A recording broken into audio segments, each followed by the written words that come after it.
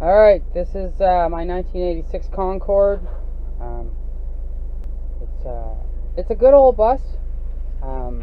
It's not a fancy pre-made motorhome. It needs some TLC. I've actually not been driving it for a year and a half. Not that there's anything wrong with it. There's a couple things I wanted to fix, and I just love the girl so much that I wanted to do these things before I sold it. I bought another motorhome 2 Mays ago. 2 Mays ago that, and as you can see up there through the window, I bought an American Eagle 1998, which is substantially more money than this. I started doing a lot of towing. I'm towing about 10,000 pounds now. And this, for a motorhome like this, that's a lot of work. It's got a 6V71 in it. I'll show you that in a bit. Part of why it was just too much load on it. The seats are, you can see, I do have these seats that came out of the American Eagle. They're not new. They're nicer seats than I ever had when I owned this, though. And then those are the old seats, but you'll get the leather seats for in here. It needs to be touched up. It needs to be it. Part of this is just sitting on the angle. The water can come in, different things. Again, it needs some touch up. It needs some sealing here and there. One of the great things about this motorhome, though, is because it's not a motorhome built. It's not made out of wood and insulation that's going to go bad. It's a steel shell. It has foam insulation in behind the walls that keeps it warm. There's nothing to rot and go bad. The wood itself may need some refinishing. A couple of lazy boys here. This is our dinette. It folds down. These 2 spots up front. Here you can sit, and when you're riding along, the windows are got to be the best part of it all. Just how big they are, how nice they are. It's really noticeable from the outside. Come in, here's the electrical. There's a 2,000 watt inverter. It'll actually do 4,000 watts for 30 seconds. It'll do 3,000 watts for half an hour, and then it's a steady 2,000 watts. It will run the air conditioner, which on the roof, which is so we only used it part of one summer, and that was a $1,500 air conditioner. And it's a low consumption air conditioner. It only takes 1,500 watts to start, and it runs at, I believe it's about 1,100 or 1,200 watts. So with this this inverter, which will run a steady 2,000 watts, 2,000 watts, and that itself there, I believe that's about a $1,300 inverter.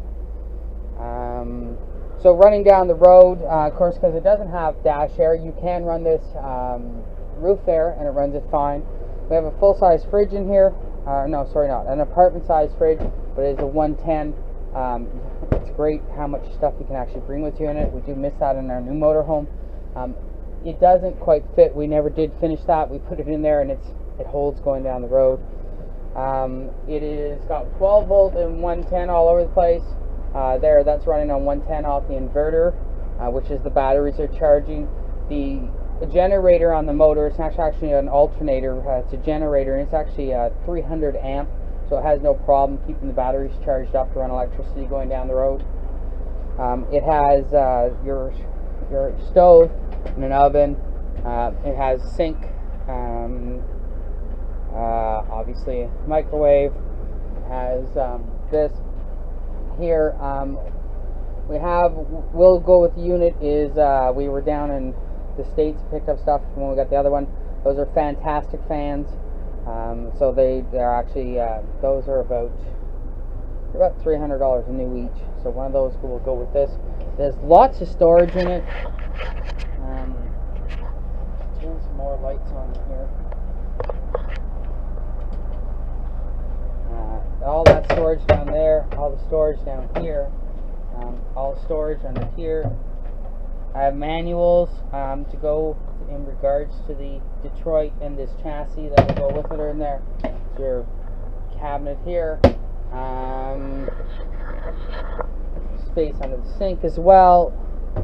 Drawers there, and then drawers there. The bathroom has, oh, our friendly mice have been in here and chewed toilet paper. It's an okay bathroom. The bathroom sink's kind of small itself, but it's got a porcelain toilet, which is a nice touch. It's got a nice sized shower in it. The hot water tank works well. A bit of storage in there, a bit more storage up there. The medicine cabinet.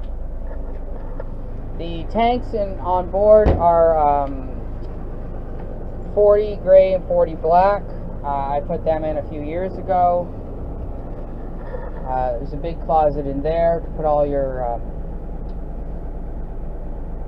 hang all your coats and stuff in. Your furnace is down below. This is the bedroom. Under there, I'm not going to go into there now, but under there is your water. There's 100 gallons, 250-gallon fresh water tanks, so it's 100 gallons going down the road of fresh water.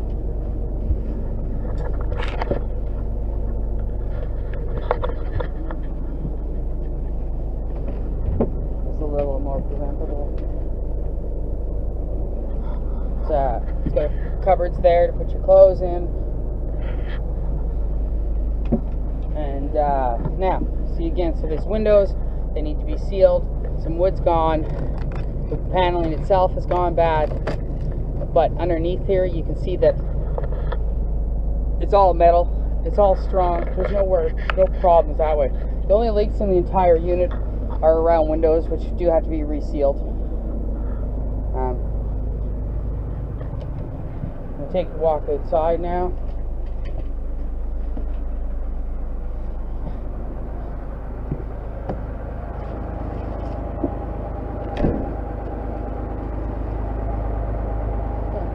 Great.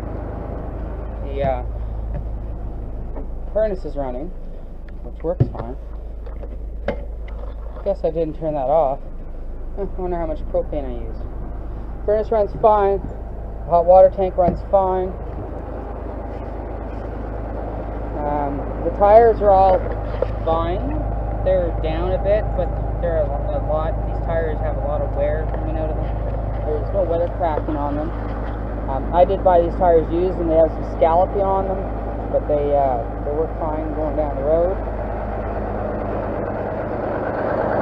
There's the Detroit 1671.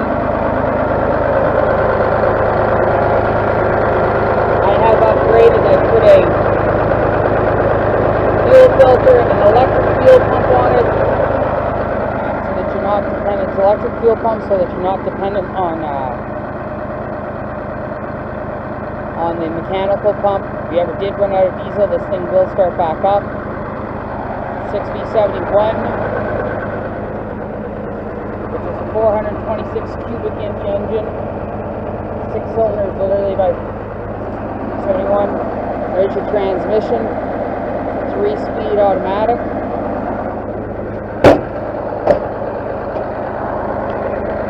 A ladder to the roof. Take a walk up there in a bit. There's it there. There's a spot for a generator in the back. It does not come with a generator. You can see it needs paint. That's one of those things. I was going to spend the time on it and fix it all up. And one thing I don't have enough of is time. As your plumbing is behind there. This is your air tank there. This is where your electrical goes. There's actually a hole for it to go up and above.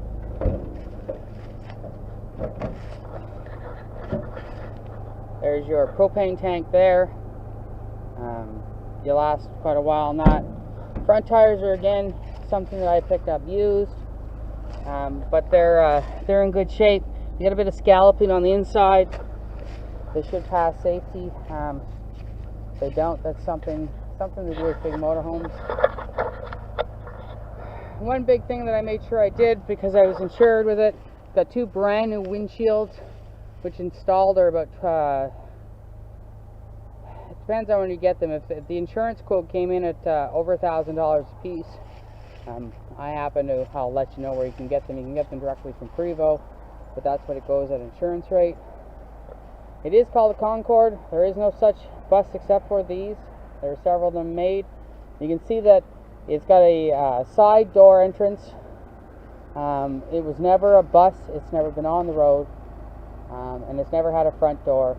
It's always been built so that it goes this way. There are assorted marks on it here and there. Again, it needs some TLC, but it's hard to buy a bus for an economical price.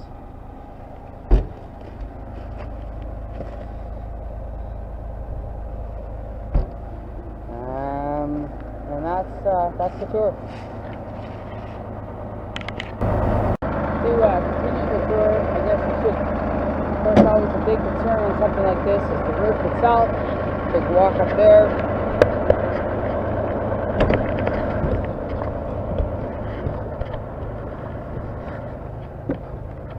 It does have 2 air conditioners on it. It does have 2 air conditioners. They're both not included. Just the new one, the $1,500 one, comes with it. The other old one, it's probably 30 or 40 years old. I borrowed it from my dad. It's going back. That's where the TV antenna was. Needs to be replaced, and that's just the wire that goes to it. Although the roof obviously needs paint, you can see it's a very solid roof. It's not like walking on an RV roof.